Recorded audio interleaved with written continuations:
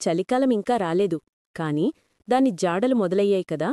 ఉదయం పూట ఆ చల్లని గాలి, సాయంత్రం వేళలో వచ్చే ఆ హాయి, ఇవన్నీ మన మనసుకి ఎంతో నచ్చిన అనుభూతులు. అయితే ఈ చల్లని వాతావరణం మనతోపాటు కొన్ని చిన్నపాటి ఇబ్బందుల్ని కూడా తీసుకొస్తుంది. ముక్కు కారడం, గొంతు నొప్పి, దగ్గు, ఇవన్నీ రాబోయే చలికాలంలో మనం ఎక్కువగా ఎదుర్కొనే సమస్యలు. ఈ సమస్యలు రాకుండా ఉండాలంటే మన రోగ నిరోధక శక్తిని, అంటే ఇమ్యూనిటీని పెంచుకోవాలి. మన మార్కెట్లో దొరికే కొన్ని సాధారణ ఆహారాలు మనకు తెలియని ఎంతో అద్భుతమైన ఆరోగ్య ప్రయోజనాలను కలిగి ఉంటాయి. ఈరోజు మనం రాబోయే చలికాలానికి మనల్ని సిద్ధం చేసే 7 అద్భుతమైన మన సొంత ఆహార పదార్థాల గురించి తెలుసుకుందాం. ఇవి కేవలం చలికాలంలోనే కాదు, ఏ కాలంలోనైనా మనల్ని ఆరోగ్యంగా ఉంచుతాయి. 1. ఉసిరి.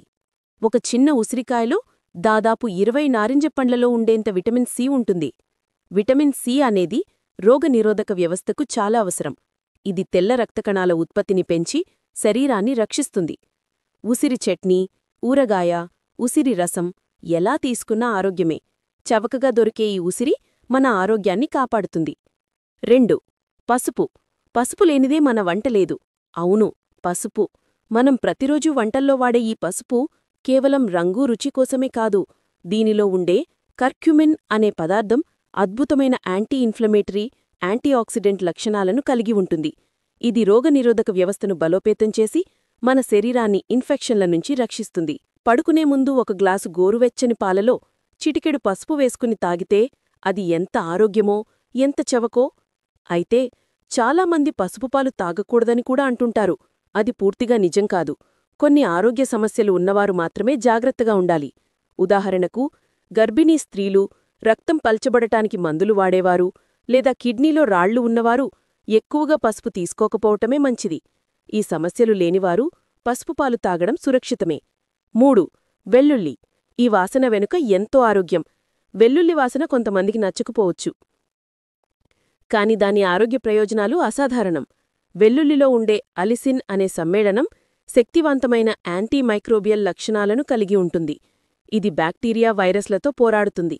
ఉదయం ఒక పచ్చి వెల్లుల్లి రెబ్బ తినడం వల్ల, లేదా కూరల్లో ఎక్కువగా వేసుకోవడం వల్ల జలుబు, దగ్గు లాంటివి రాకుండా ఉంటాయి. 4. బెల్లం. పంచదార కన్నా ఆరోగ్యానికి మేలు. రాబోయే చలికాలంలో వేడివేడిగా ఏదైనా స్వీట్ తినాలనిపిస్తే పంచదార బదులు బెల్లం వాడండి. బెల్లంలో ఐరన్, మెగ్నీషియం, సెలీనియం వంటి ముఖ్యమైన పోషకాలు ఉన్నాయి. ఇవి రక్తహీనతను నివారించి శరీరాన్ని వెచ్చగా ఉంచుతాయి. బెల్లం తింటే రోగనిరోధక శక్తి పెరుగుతుంది. బెల్లం టీ, బెల్లం పాయసం లాంటివి మన శరీరానికి వెచ్చదనాన్ని ఇస్తాయి. 5. జొన్నలు, రాగులు, సజ్జలు. తృణధాన్యాల శక్తి. మన పూర్వీకులు ఎక్కువగా తినే జొన్నలు, రాగులు, సజ్జలు. ఇవి కేవలం పేదవాళ్ల ఆహారం కాదు, ఇవి పోషకాల గని. ఇందులో ఫైబర్, విటమిన్లు, మినరల్లు పుష్కలంగా ఉంటాయి. ఈ చిరుధాన్యాలు మన శరీరంలోకి చొచ్చుకొని వచ్చే వైరస్లను, బ్యాక్టీరియాను అడ్డుకుంటాయి.